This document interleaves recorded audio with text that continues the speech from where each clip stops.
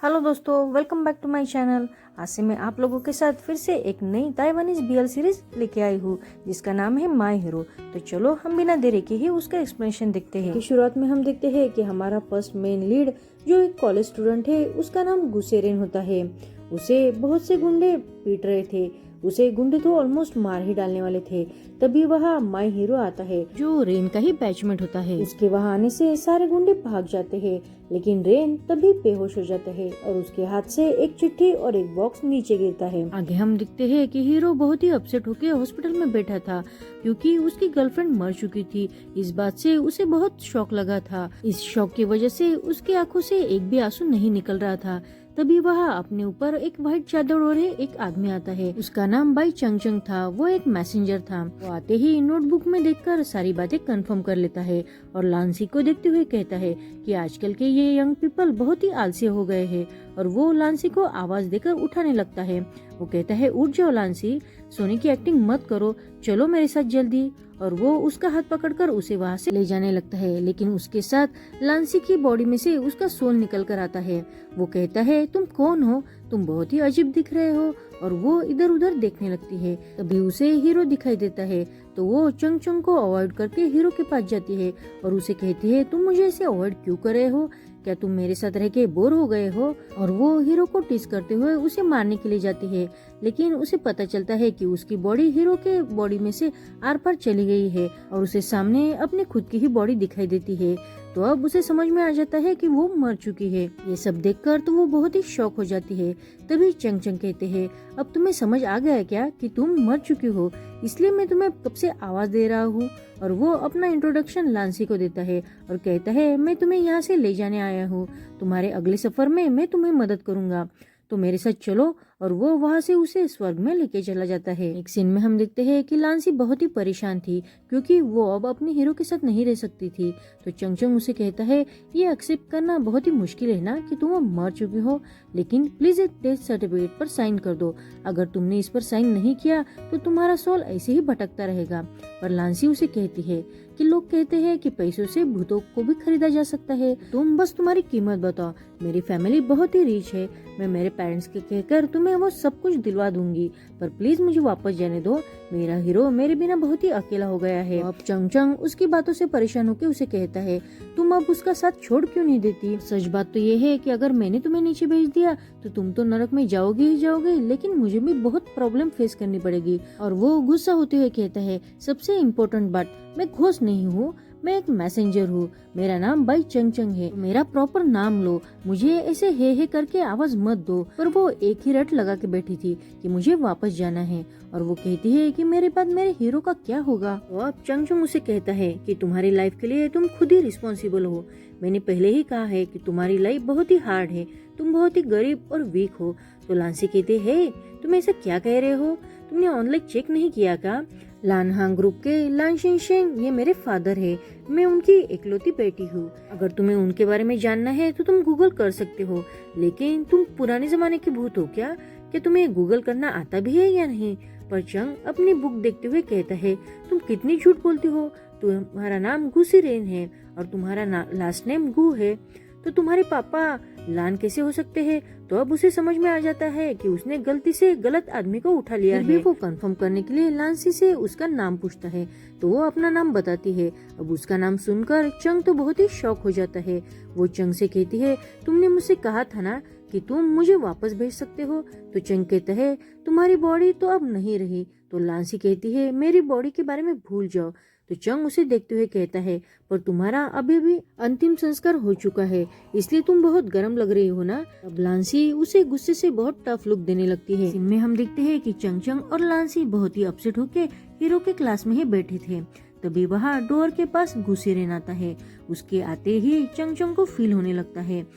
Rain बहुत ही upset होकर मन में ही खुद से कहता है, हीरो प्लीज मुझे माफ कर देना, मेरे जैसे इंसान की वजह से तुम तुम्हारी गर्लफ्रेंड को आखिरी बार भी नहीं मिल पाए हो, प्लीज मुझे माफ कर देना।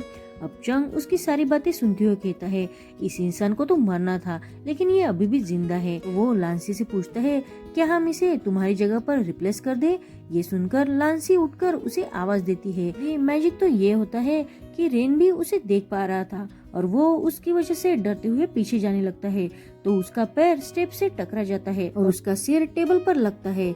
इस वजह से उसे बहुत चोट आती है और वो सीधा हीरो के बाहों में जा गिरता है। अब उसे ऐसे देखते हुए लांसी कहती है, नो वे, तुम ऐसे नहीं मर सकते हो। तभी चंग चंग कहता है, वो सच में मर गया है, तुम जल्दी करो, तुम उसकी बॉडी में जाओ। और वो जल्दी से लांसी की सोल को गुस्से रेन के बॉडी में डाल देता है। अब लांसी का सोल रेन की बॉडी में था, वो वही बेहोश हो गया था। तो चंग चंग उसे कहता है, मैं रेन की बॉडी को बाद में लेके जाऊंगा, और वैसे भी तुम वापस जाना चाहती हो तो उसे तुम अभी के लिए रेन की बॉडी को यूज कर सकती हो। और वो वहाँ से इतना कह के चला जाता है। अब लांसी को होश आता है तो वो अभी भी स्वर्ग में ही थी। वो कहती है, ये कितना अजीब सपना था ना, मैंने खुद को मरते हुए देखा, मैंने तो मेरे सपने में बाई चंग चंग को भी देखा। अब वो अपनी बॉडी को देखने लगती है। उसे देखकर वो बहुत ही शॉक हो जाती है। तो वो आईने के सामने खड़ी होती है तो उसे समझ में आ जाता है कि ये सपना नहीं है, सच है। लेकिन वो फिर से कंफर्म करने के लिए खुद को स्लैप करती है। अब वो अपने बूट को देखती है। एक्चुअली उसका सोल लड़की का था लेकिन बॉडी एक लड़की की थी, इसलिए वो लड़के के प्राइवेट पार्ट को देखने की कोशिश करती है। उसे टच करने की उसकी हिम्मत नहीं हो रही थी, लेकिन वो अब खुद को शांत करने की कोशिश करती है और मन में ही कहती है, इसका दूसरा अर्थ ये है कि मैं अभी भी जिंदा हूँ, मुझे फिर से अपनी जिंदगी में वापस जाकर मेरे हीरो के साथ रहना होगा। तभी उसे याद आता है कि वो अब एक लड़का बन चुकी है। तो वो कहती है कि मैं मेरे हीरो के साथ ऐसे कैसे रह पाऊंगी, और वो गुस्से से चंग चंग को आवाज देने लगती है और वो कहती है, अब मैं एक आदमी बन चुकी हूँ, तो तुम क्या चाहते हो, मैं क्या करूँ। तभी वहाँ चंग चंग आकर उसे कहता है, मैं एक अच्छा भगवान का फरिश्ता हूँ, लेकिन इसका मतलब ये नहीं है कि तुम मुझे कभी भी आवाज दे सकती हो। और वो चंग चंग पर गुस्सा होकर कहती है, पर मुझे तुम बताओ कि मैं मेरे हीरो के साथ कैसे रहूंगी, क्योंकि मैं अब तो एक लड़का बन चुकी हूँ। तो चंग चंग कहता है, ये टाइम अब रिस्की एक्ट करने का है। और वो खुश होकर कहती है, अगर तुम्हारे पास पहले ही कोई रास्ता था तो तुमने मुझे पहले क्यों नहीं बताया। और वो चंग चंग को टीज करने लगती है। तो चंग चंग उसे कहता है, ऐसा मत करो, मैं तुम्हें बताता हूँ, मुझे ऐसे करने से दर्द होता है। और वो अब सीरियसली उसे बताता है। वो कहता है, मैंने तुम्हें गलती से वहाँ से उठा लिया था और तुम भी वापस जाने के लिए बहुत ही बेसब्र हो, तो मुझे लगता है कि यही सच्चा प्यार होगा। मरने के बाद 7 दिनों तक इंसान की आत्मा ऐसे ही भटकती रहती है और बाद में वो मुक्त हो जाती है। इस टाइम में तुम्हें तुम्हारे हीरो को अपने प्यार में गिराना होगा और उसे किस करना होगा। तुम ऐसे कर सकती हो तो तुम फिर से वापस भी जा सकती हो। तो वो बहुत कंफ्यूज होकर कहती है, पर ये तो रेडिकुलस है ना, मेरे पास तो अब लड़कियों जैसे बॉडी पार्ट भी नहीं है। तो चंग चंग कहता है, मुझे पता है कि ये रेडिकुलस है और अपना सोल किसी और की बॉडी में होना ये भी अनबिलीवेबल है, लेकिन मैं तुम्हें पहले ही अलर्ट करता हूँ कि तुम्हें ये बात किसी को भी नहीं बतानी है। तो लांसी कहती है, पर मेरी बॉडी अब एक लड़की की है तो मैं उसे अपने प्यार में कैसे गिरा सकती हूँ। पर चंग चंग कहता है, ये तुम्हारी प्रॉब्लम है तो तुम ही इसे सॉल्व करो। और इतना कह के वो उसका टाइम शुरू कर देता है। अब फर्स्ट डे था। फर्स्ट डे पर हम देखते हैं कि सुबह सुबह हीरो और रेन एक साथ एक ही बेड पर सोए थे। अब हीरो खुद उठकर रेन को उठाने की कोशिश करता है, पर रेन अभी भी नींद में ही था। उसका हाथ हीरो की बॉडी पर था तो हीरो उसका हाथ हटाने की कोशिश करता है। तो वो रेन को देखते हुए कहता है, इसे देखकर तो ऐसा लग रहा है कि ये जल्दी से ठीक हो रहा है। और वो सोने के लिए दूसरी साइड पर टर्न होता है। रेन उसके और भी करीब जाते हुए उसे हक करते हुए कहता है, गुड मॉर्निंग बेबे। वो उसी तरह से कहता है जैसे लांसी कहती है और वो फिर से आदत के अनुसार हीरो को पकड़ के सो जाती है। अब ये बात सुनकर हीरो तो बहुत ही शॉक हो जाता है। वो रेन को आवाज देते हुए कहता है, रेन क्या तुम इतनी सुबह सुबह मुझे सेक्सुअली हरेस करने वाले हो क्या। रेन फिर से नींद में कहता है, प्लीज मुझे और 5 मिनट दे दो। अब हीरो उसकी बातें सुनकर गुस्से से कहता है, मैंने तुम्हें पहले ही मेरे घर में रहने के लिए जगह दी है, लेकिन अब तुम तुम्हारी लाइन क्रॉस कर रहे हो। और वो गुस्से से रेन का चश्मा उसके ऊपर ही फेंक देता है। अब रेन की भी नींद खुलती है। वो चश्मा पहनते हुए हीरो से कहता है, हीरो मुझे नीचे अजीब सा फील हो रहा है, ये बहुत ही अनकंफर्टेबल है। एक्चुअली उसकी बॉडी तो रेन की थी, यानी एक लड़की की थी, और रेन सुबह सुबह ही अराउज हुआ था। ये सब बात लांसी के लिए बहुत ही नई थी, इसलिए वो अब डरते हुए हीरो की हेल्प मांगती है। लेकिन हीरो उसे कहता है, क्या तुम पहली बार मर्द बने हो क्या, ये तुम ऐसे कैसे बिहेव कर रहे हो। तो लांसी कहती है, हाँ मैं सच में पहली बार ही मर्द बनी हूँ। उसे समझ में आ जाता है कि उसे सच नहीं बताना है, इसलिए वो जल्दी से भागकर बाथरूम में आ जाती है। बाथरूम में आकर वो बहुत ही खुद को शांत करने की कोशिश करते हुए कहती है, ये सच में एम्बैरेसिंग है, पर हीरो ने तो मुझे पहचाना ही नहीं। और वो परेशान होते हुए कहती है, मुझे बाई चंग चंग के स्टूपिड रूल्स के लिए एग्री ही नहीं होना चाहिए था। मैं इस शक्ल के और इस बॉडी के साथ हीरो को अपने प्यार में कैसे गिराऊंगी? वो तो हमेशा से एक स्ट्रेट मैन है, तो वो एक लड़के के प्यार में कैसे पड़ सकता है? मुझे अपने खुद के बॉयफ्रेंड को गे बनाना होगा।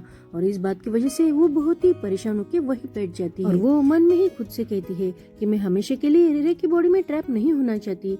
तभी उसे सामने हीरो की शेविंग क्रीम दिखाई देती है। उसे देखकर वो बहुत ही खुश और रोमांटिक हो जाती है और वो हीरो के साथ बताए हुए रोमांटिक पल याद करते हुए कहती है कि मेरा हीरो कितना हैंडसम है ना। लेकिन तभी वो होश में आते हुए कहती है कि ये वक्त अब रोमांटिक होने का नहीं है, मुझे इस बात पर सोचना होगा कि मैं उसे अपने प्यार में कैसे गिराऊंगी। तभी हीरो आकर उसके बाथरूम के डोर पर नॉक करते हुए कहता है चलो जल्दी, हमें कॉलेज भी जाना है। उसे आवाज देते हुए कहता है हाँ, मैं अपने बेडरूम में जो बैग है उसे जल्दी से लेके आता हूँ। रेन जल्दी से आकर बैग में का सारा सामान समेट कर बैग में रख देता है, पर उसकी डायरी जैसी कोई चीज सोफे के नीचे ही रहती है। लेकिन रेन का उस पर कोई ध्यान नहीं रहता और वो वैसे ही कॉलेज चला जाता है। सीन में हम देखते हैं कि हीरो और उसका एक दोस्त जिसका नाम याचिन होता है, वो और रेन कॉलेज में आते हैं।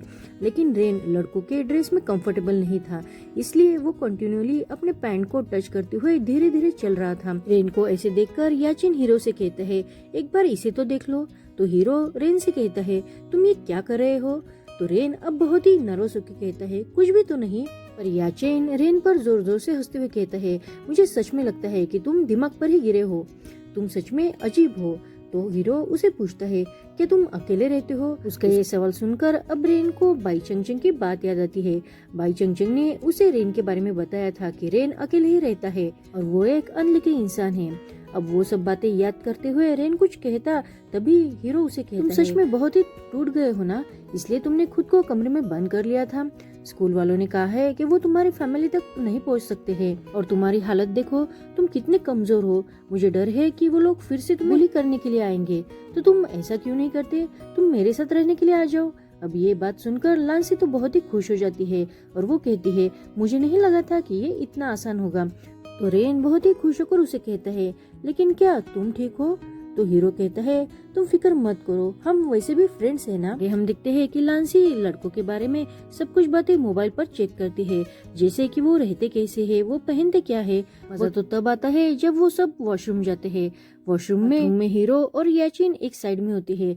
तभी वहाँ रेन आकर जो लॉक बाथरूम था उसका डोर जोर जोर से खटखटाने लगता है, लेकिन उसे ऐसा करते देख वो दोनों भी उसकी तरफ देखने लगते हैं। तो अब बेचारे रेन को ना चाहकर भी उनके साथ ही बाथरूम यूज करना पड़ता है, लेकिन वो उन्हें देखकर वह बहुत ही अनकंफर्टेबल फील करता है। आगे हम देखते हैं कि अब हीरो और रेन साथ में रहने लगते हैं।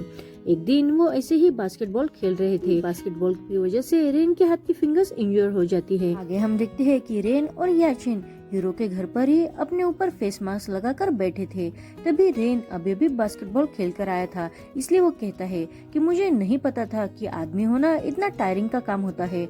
और वो याचिन से कहता है चिन तुम्हारा ये फेस मास्क बहुत ही अच्छा है, और वो उस फेस मास्क की तारीफ करने लगता है।